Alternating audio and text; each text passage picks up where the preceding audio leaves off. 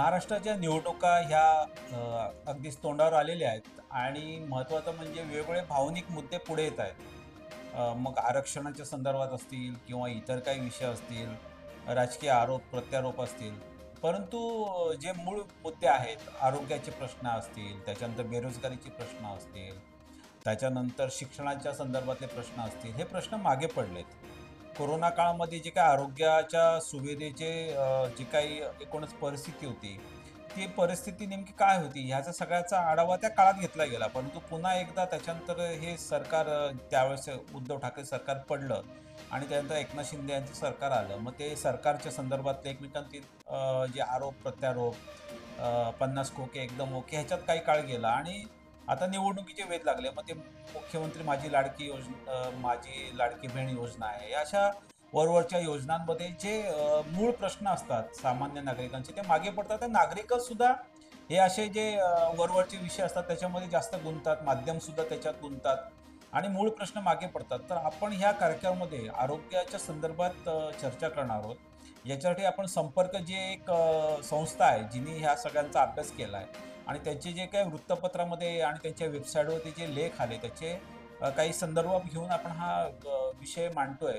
परंतु माझी दर्शकांना विनंती आहे की तुम्ही हे विषय सुद्धा समजून घेतले पाहिजे. थोडीफार आकडेवारी असेल तरी पण तुम्हाला ते समजले पाहिजे, कारण का याच्यातनंच तुम्हाला खरे आपल्या समस्या त्या लक्षात येईल. आरोग्याच्या संदर्भात आपण या व्हिडिओमध्ये चर्चा करणार आहोत. मी ॲडव्होकेट मनोज वैद्य, आपला महाराष्ट्र डिजिटलमध्ये तुमचं सगळ्यांचं स्वागत आहे. आणि मनोवेद या कार्यक्रमामध्ये मी आज तुमच्याबरोबर आरोग्य, महाराष्ट्र सरकारचं जे काय आरोग्य विभाग आहे आणि त्याच्यावरती एकूणच होणारा खर्च आणि नेमकी परिस्थिती काय ह्याच्याबद्दल मार्गदर्शन करणार आहे. हा व्हिडिओ शेवटपर्यंत बघा अशी मी तुम्हाला विनंती करतो.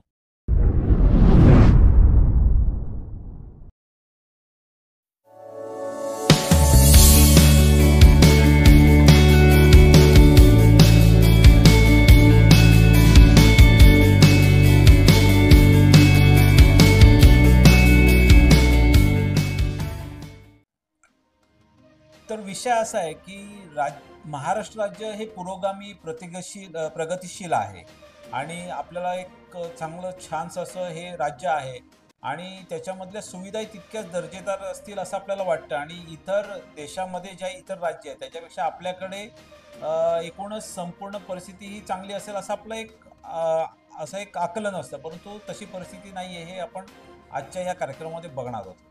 तर सगळ्यात पहिलं म्हणजे सकल जे राष्ट्रीय उत्पन्न असतं म्हणजे त्याला GDP म्हणतात. तर ते सकल राष्ट्रीय उत्पन्न जे असतं म्हणजे ते जागतिक पातळीवर असतं. म्हणजे राज्यामध्ये आमचा GDP एवढा, त्यांचा GDP, म्हणजे आपली जी आता अर्थव्यवस्था आहे ती 5वी आहे आणि ती आपण पहिल्या 3मध्ये नेणार होतो. आपण जे बोलतो ना तर ते GDPच्या संदर्भात असतं. बरोबर आहे, म्हणजे आर्थिक आपली जी काही सुबत्ता आहे ती देशाची. आणि त्याच वेळेला दुसरं पर कॅपिटा इन्कम म्हणजे प्रति माणशी जे उत्पन्न आहे, म्हणजे प्रत्येक माणूस किती श्रीमंत आहे, म्हणजे त्याला किती उत्पन्न आहे, त्याच्यामध्ये आपला देश 117वा किंवा 114व्या क्रमांकावरती, म्हणजे अशी आपली परिस्थिती आहे देशाची.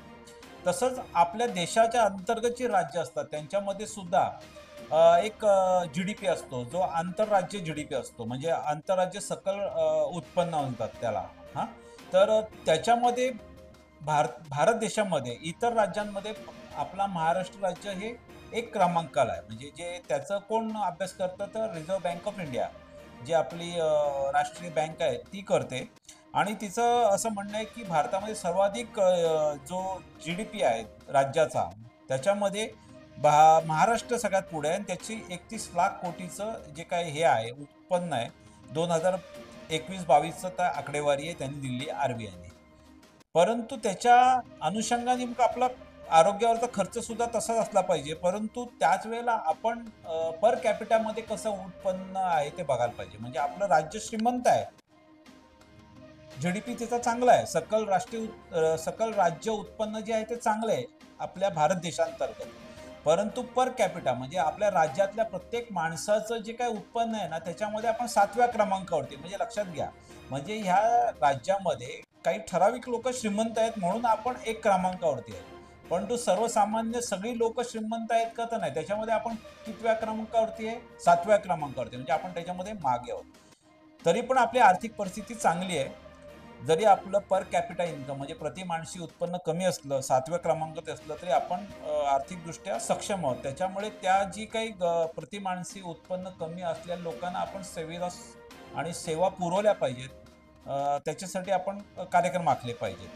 तर आपण आज आरोग्य ह्या व्यवस्थित सार्वजनिक आरोग्य व्यवस्था म्हणजे सरकार जे काही सरकारी रुग्णालय आहे, सरकारी दवाखाने आहेत, ह्याच्या संदर्भात बोलणार आहोत. तर राष्ट्रीय आरोग्य धोरण आहे म्हणजे त्याच्यामध्ये संपूर्ण देशांतर्गत काय असलं पाहिजे, आरोग्याच्या संदर्भात तरतुदी काय असल्या पाहिजे, त्याच्यासाठी दिशानिर्देश दिलेले आहेत. तर आपलं जे काही एकूण उत्पन्न आहे त्याच्या 8% उत्पन्न हे आरोग्य व्यवस्थेवरती खर्च झाला पाहिजे अशा पद्धतीचा एक निकष आहे. जसं शिक्षणावरती किती खर्च झाला पाहिजे, महिलांच्या सक्षमीकरणावरती किती खर्च झाला पाहिजे, असे निकष ठरवलेले आहेत. तसं आरोग्यासाठी तुमचं जे काही बजेट आहे त्यातले 8% खर्च झाला पाहिजे असं राष्ट्रीय आरोग्य धोरण सांगतं. आणि मग आपली परिस्थिती काय हे मी आता तुम्हाला या पहिल्या भागामध्ये सांगणार आहे. तर जरी आपण पहिल्या क्रमांकावरती असलो, आपलं राज्याचं जे उत्पन्न आहे, GDP आहे ते, तरी आपलं बजेटचं जे 8% ते खर्च होत नाहीये, तर ते खर्च होतात फक्त 4.1%. म्हणजे 4.1 म्हणजे 8% करायला पाहिजे, त्याच्या अर्धाच निम्माच खर्च आपण ह्या आरोग्य विभागाच्या संदर्भात करतोय, बरोबर आहे. आणि जे इतर राज्य आहेत ज्यांचं आपल्यापेक्षा उत्पन्न कमी आहे त्यांचे किती आहे, 5 ते 8% करतात. म्हणजे आपल्यापेक्षा ज्यांचं उत्पन्न कमी आहे ते राज्य हे आपल्यापेक्षा जास्त खर्च करतात, 5% करतात, 7 करतात, 8 करतात. मला वाटतं दिल्लीचा 8% असू शकतं, त्याची आकडेवारी माझ्याकडे नाही. परंतु आपल्या राज्याचा खर्च हा 4.1 म्हणजे 4.1 आहे, एवढंच टक्के आपण खर्च करतो. आपण त्याच्या अर्धा खर्च करतो. अर्थातच त्याचा परिणाम हा आपल्या आरोग्य व्यवस्थेवरती होतोच आहे. त्याचं एक उदाहरण बदलापूर शहरातलं आहे. तिथलं जे रुग्णालय आहे त्याला उपजिल्हा रुग्णालय म्हणून म्हणजे मला तिथलं असल्यामुळे माहिती आहे, उपजिल्हा रुग्णालयाची दर्जा दिलेला आहे. परंतु तिथे काही सुविधा नाही आहेत आणि आता त्याला एक नवीन दर्जा देत आहेत, म्हणजे त्याला जनरल हॉस्पिटल करतायत. म्हणजे उपजिल्हा सुविधा तर नाहीच नाही. पहिले ग्रामीण रुग्णालय होतं, त्याला मग कागदोपत्री दर्जा दिला उपजिल्हा रुग्णालयाचा आणि आता कागदोपत्री दर्जा देत आहेत जनरल हॉस्पिटलचा. मग तिथे आणखी सुविधा देणार, खाटा वाढणार, परंतु कशाचा काही पत्ता नाहीये.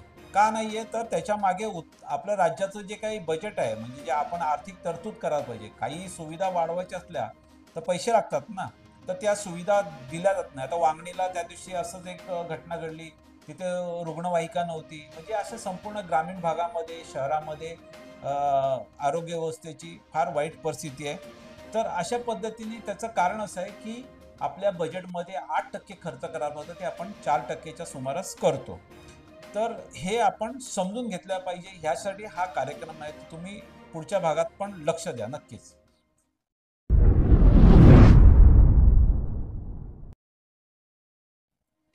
बरं, आता 4.1% म्हणजे 4%च्या आसपास बजेटची तरतूद केली जाते. आता तर ती बजेटमधली तरतूद किती आहे माहिती आहे का? तर जी काही बजेटची तरतूद आहे त्याच्या आता समजा ₹100 तरतूद केली, तर ते पण खर्च होत नाहीत. म्हणजे आधीच तरतूद कमी, त्यात ते खर्च सुद्धा करत नाही. मग ते सरकारी ढिसाळपणा असेल, अनास्था असेल, लोकप्रतिनिधींची अनास्था असते, ते लक्ष देत नाही. कारण का तितकं असं काय ना, रस्त्या-बिस्त्यात कसं असतं, हे असतात ना सगळे ठेकेदार वगैरे असतात, वेगवेगळे सुशोभीकरणाची कामं असतात, त्या ठेकेदार असतात. तर आरोग्यामध्ये तसं काही नसतं ना, तिथे खूप असे मशिनरी वगैरे असतात आणि त्याचं वेगळंच व्यवस्था असते.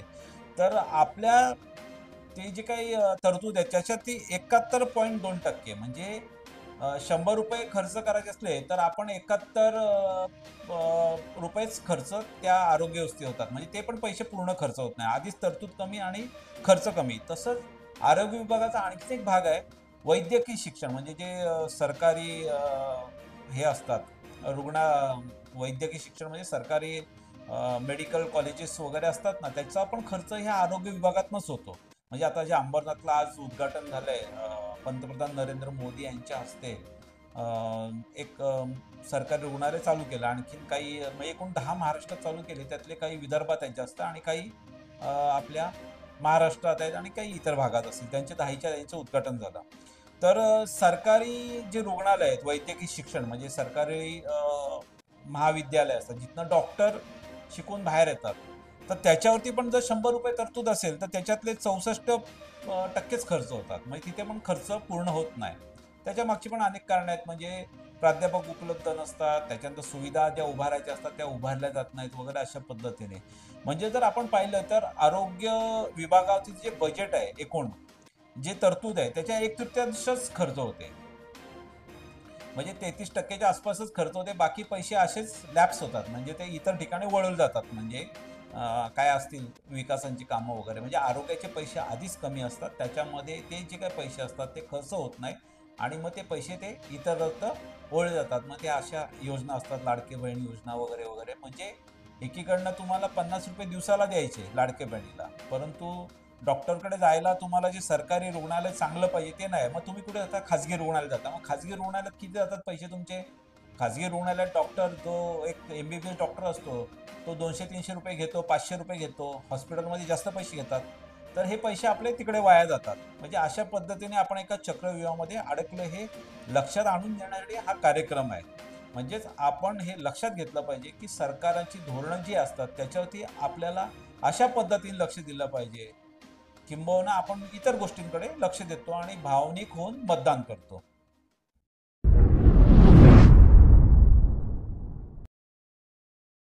तर आपण पहिल्या भागामध्ये पाहिलं की एकूणच तरतूद काय, बजेटमध्ये प्रोव्हिजन किती आहे, म्हणजे आर्थिक तरतूद काय केली आहे अंदाजपत्रकात आणि खर्च किती होतात, म्हणजे तरतूद कमी, खर्च कमी. आणि आता आपण बघणार आहोत की नेमकं मग डॉक्टर्स वगैरे आहेत का उपलब्ध, म्हणजे खरी परिस्थिती काय आहे, म्हणजे आपल्याला वेगवेगळ्या योजना दिल्या जातात, त्या योजनांची नेमकं काय उपयोग होतो ह्याची मी माहिती ह्या भागामध्ये देणार आहे. आता जर पाहिलं तर राज्यात एमबीबीएस जे आपली म्हणजे जी वैद्यकीय रुग्णालय जे आज पंतप्रधान नरेंद्र मोदी साहेबांनी उद्घाटन केलं, तसे आपल्याकडे ऑलरेडी रुग्णालय आहेत. तर आपण जे डॉक्टर्स तयार करण्यामध्ये आपला देशामध्ये दुसरा क्रमांक आहे, म्हणजे सगळ्यात जास्त डॉक्टर्स आपण तयार करतोय. एमबीबीएस असतील, एम.एस. असतील, एम.डी. असतील, म्हणजे मास्टर्स स्पेशलायझेशन असलेले. तर आपण डॉक्टर्सचा कारखाना आहे आपल्याकडे, परंतु आपण देशामध्ये दुसऱ्या क्रमांकावरती जिथे डॉक्टर्स जास्त तयार होतात. परंतु मग ते जे डॉक्टर्स आहेत ते सरकारी रुग्णालयात आहेत का? हा महत्त्वाचा मुद्दा आहे. तर त्याच्यामध्ये आपली वाईट परिस्थिती आहे. आपल्या राज्यामध्ये अनेक रुग्णालयातली पदं आहेत ते रिक्त आहेत. म्हणजे डॉक्टर्स उपलब्ध नाहीये. तर तुम्हाला सांगतो की म्हणजे मेडिकल कॉलेज असतं त्याचा प्राचार्य, नंतर आरोग्य उपसंचालक किंवा असे जे काही जिल्हा शल्य चिकित्सक, म्हणजे जिल्ह्यावरती जो डॉक्टर असतो प्रमुख, ते आहेच. अनेक महत्त्वाच्या शहराची जी पदं आहेत ती रिक्त आहेत. तुम्ही ससून हॉस्पिटलचं पण आता भ्रष्टाचाराचं प्रकरण पाहिलं असेल, की तिकडनं ते रक्ताचं सॅम्पल बदललं गेलं. तर त्याच्यामागे जे मुख्य जे पदाधिकारी होते, डॉक्टर्स होते, अधिकारी होते, तेच जबाबदार होते. हे राजकारणी काय करतात, त्यांचे चमचे, त्यांचे बगलबच्चे नेमतात. ज्याचे कुवत नाही त्याला नेमतात आणि मग ते लोकं हे असे नाहीते धंदे करतात, म्हणजे काहीही करतात. अशा पद्धतीचं काम सध्या आरोग्य विभागातल्या जे काही आपले हॉस्पिटल्स आहेत, ते हॉस्पिटल्स असतात ना, ते मेडिकल कॉलेजला, सरकारी रुग्णालयाला अटॅच असतात. असं असतं. म्हणजे कळव्याचं रुग्णालय आहे ना, ते राजीव गांधी महाविद्यालय जे आहे मेडिकल कॉलेज त्याला अटॅच आहे. अशा पद्धतीने रुग्णालय आणि हॉस्पिटल हे एकमेकांना असे जोडलेले असतात सरकारी. मग तिथे जे डॉक्टर्स पाहिजे असतात ते पदावरती उपलब्ध नसतात. दुसरी आरोग्य सुविधा काय असते, की आपल्याकडे आयुष्यमान भारत, प्रधानमंत्री जन आरोग्य योजना आहे. ही केंद्र सरकारची योजना आहे आणि महात्मा फुले जीवनदायी आरोग्य विमा योजना आहे. ही राज्य सरकारची, महाराष्ट्र राज्य सरकारची योजना आहे. आता सरकारने काय केलं, दोन्ही योजनांचं एकत्रीकरण केलं. कारण का ते जे पैसे आहेत ते आणि आपले पैसे महाराष्ट्र राज्याचे असे एकत्र करून आपल्या सरकारने त्याच्यामध्ये एकत्र केलं. परंतु कॉम्प्ट्रोलर अँड ऑडिटर जनरल, म्हणजे केंद्र सरकारची जी हे आहे लेखापरीक्षण करणारी, ऑडिट करतं ना, म्हणजे बाबा काय योजना कशा आहेत, बरोबर चालल्या आहेत का चुकी झाल्या आहेत, आणि ते त्याच्यावरती आक्षेप नोंदवतात. तर हे जे काही योजना आहेत विमाच्या, त्याच्यामध्ये पण मोठ्या प्रमाणात भ्रष्टाचार आहे आणि त्याच्यानंतर त्याचा फायदा लोकांना मिळत नाही. ह्याचे आक्षेप हे केंद्र सरकारच्या महालेखापालांनी नोंदवलेत. तर ते आक्षेप काय आहेत, की जे पात्र कुटुंब असतात, म्हणजे पांढरं रेशन कार्ड असेल किंवा ज्यांचं आर्थिक स्तर चांगला नाही, त्यांची जी नोंदणी असते ना ती करावी लागते ना त्या योजनेमध्ये. तर त्याला साधारणपणे 30 दिवस ते 2.5 वर्ष लागतात. म्हणजे एखाद्याला काय कागदपत्र मागतात किंवा काय करतात, तर त्याला 2.5 वर्ष लागतात किंवा 30 दिवस लागतात. तर म्हणजे आता मी आजारी पडलो समजा आणि मी त्या पात्र आहे आणि मी तिथे नोंदवायला गेलो, तर मला काहीतरी उपचार करा सांगायला, तर ते बोलतात पहिले नोंदवा. नोंदवायला 30-30 दिवस लागतात. आणि काही लोकांना 2.5 वर्ष सुद्धा लागतात. तर हे त्याचा जो फायदा आहे तो तितकासा लोकांना होतो की नाही हा एक विषय आहे. त्याच्यावरती सरकारी लेखापाल नीच त्याच्यावरती नोंद केली आहे, महालेखापाल जे आहेत केंद्र सरकारची. आणि बरं त्याच्यामध्ये पण कसं चाललंय की सरकारी रुग्णालय किती आहेत त्याच्यामधून नोंदवलेले त्या विमा योजनेला 306, आणि खाजगी रुग्णालय किती नोंदवलेत 787. म्हणजे खाजगी रुग्णालय हे साधारणपणे दुप्पटपेक्षा जास्त या विमा योजनेच्या ह्याच्यात नोंदवलेले आहेत आणि त्याचा ते फायदा घेतात. म्हणजे कसं असतं की एखाद्याचं ऑपरेशन केलं तर ते सरकारकडे कागदपत्र सादर करतात आणि मग ते पैसे घेतात. तर खाजगी रुग्णालयांची नोंद जास्त आणि ते लोकच जास्त करतात. म्हणजे ह्याच्यामध्ये सुद्धा एक प्रकारचा मोठ्या प्रमाणात भ्रष्टाचार झालाय हे सिद्ध होतं. ह्याचं कारण असं आहे की अशा केसेस पकडल्या की एकच रुग्ण असतो तो अनेक हॉस्पिटल्समध्ये सेम उपचार घेतो. म्हणजे तिची खोटी कागदपत्र तयार करतात की बाबा ह्याचं ऑपरेशन झालेलं आहे.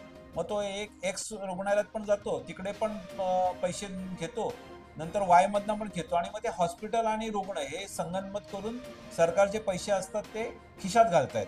अशा पद्धतीतनं हे आरोग्य सेवेचं मोठं एक गोडबंगाल निर्माण झालेलं आहे आणि त्याच्यामध्ये पण मोठ्या प्रमाणात भ्रष्टाचार सुरू आहे. आणि एकीकडे हे होत असताना खाजगी जे रुग्णालय आहेत त्यांना पायघाड्या घालण्याचं काम हे सरकार हे सरकार नाही प्रत्येक सरकार करतं.